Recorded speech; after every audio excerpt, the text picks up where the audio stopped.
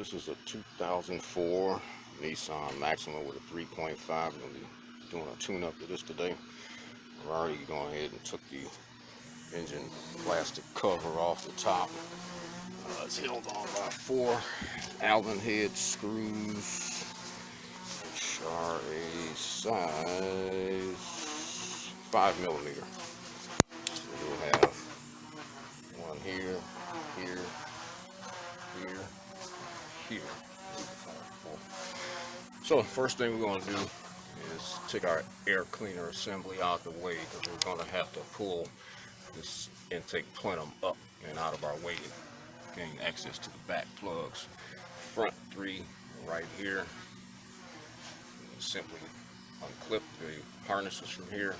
It's 10mm. We're going to pull those coil packs out of there with the boots.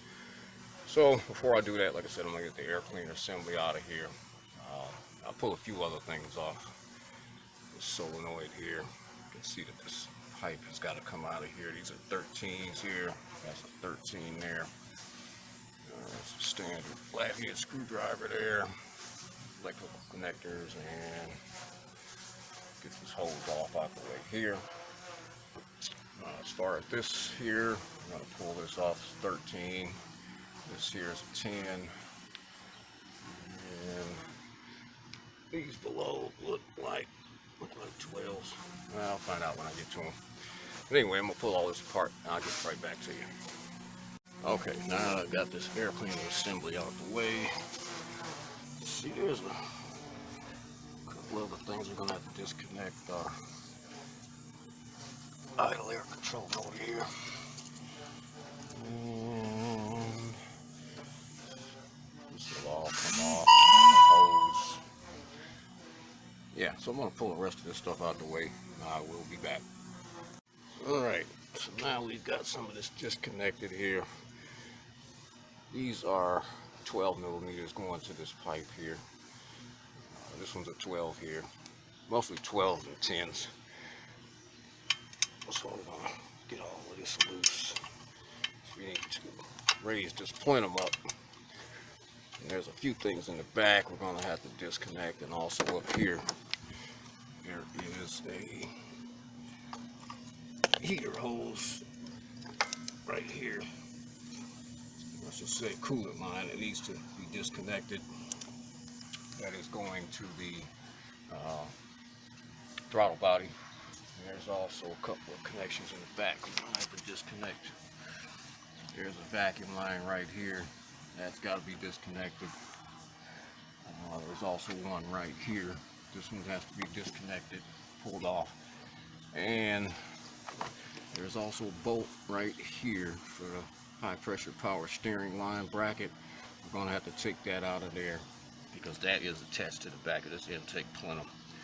Once we got all of that loose, we're going to take all of the bolts out of the plenum. Here, here, here, here, here. And I can't exactly show this backwards. But yeah, I'll start to get the rest of this loose and I'll be back. Alright, here's where I'm at.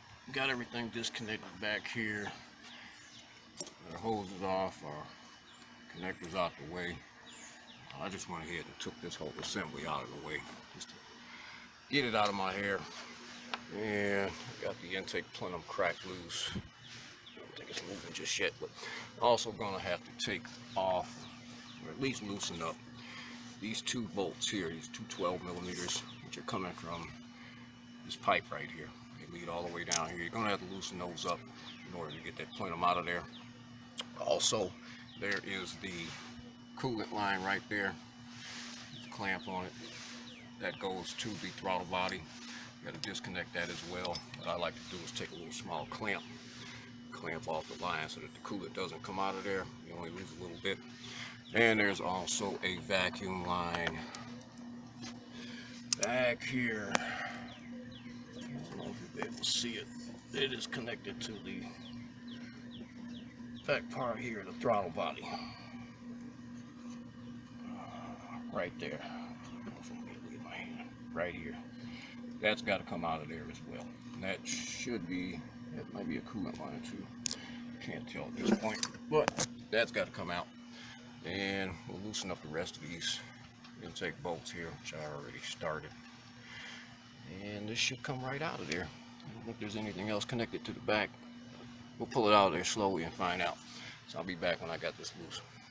Alright, I got this plenum off, and there is a couple of things that I wanted to mention. In order to get this upper plenum off, once you get all your bolts off up front here, change that. You have two bolts back here also, two 12mm bolts that are in the back of the plenum. Also, when you go to pull the plenum off, these wiring connectors here will still be attached to the bracket that's on the plenum,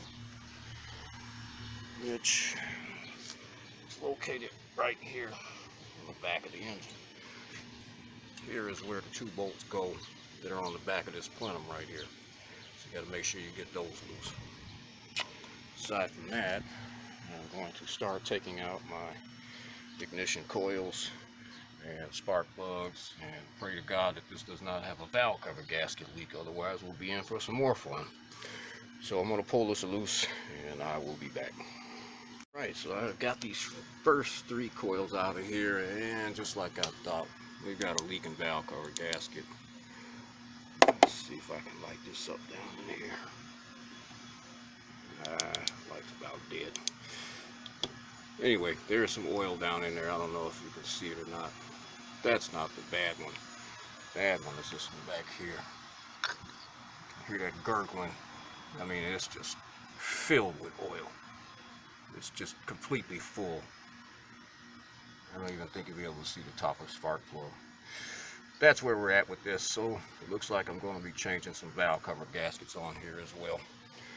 So let me figure this out and I will be back. Alright, what I did was went ahead and took the valve covers off because they are leaking down the tube seals. This is what they look like here. And to get these off, you have these bolts here. 1, 2, 3, 4, 5, 6, 7, 8, 9, 10 here. And this will just come right off. This hose that's connected to this, it is plastic. And I'm probably going to have to replace this because it is very, very brittle.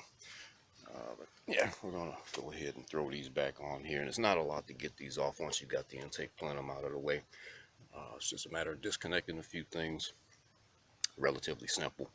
So I'm going to go ahead and get this back together, put these covers on, and I'll be back when I got them in place.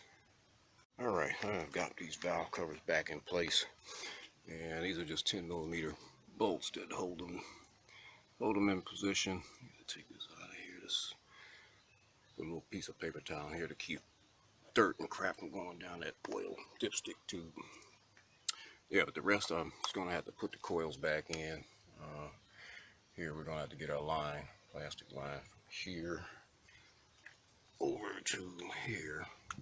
Put that in and reconnect all of our injectors and anything else in the wiring harness that you disconnected. And I'm going to put these coils in here and get the rest of this back together, and I'll be back. Alright, got my spark plugs back in, got my coils in. And I ended up replacing two coils back here in the back. They did not read right when I checked them with the ohmmeter, so we're changing those out. We're going to get our piece of hose to go from here to here because this piece that is from the factory is garbage. It is just turned into a piece of wood. It's just brittle. Not going to work, so we're going to change that out as well. So as soon as I get this back together, I will return. Alright, so I have got this thing back together. Finally. No more oil leaks. And it is running very smooth. So, if anybody needs to take a look at this, try and locate where stuff went.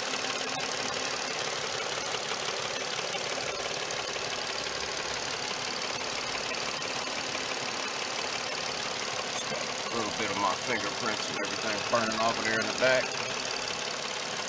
She is ready to roll. And that will about conclude this.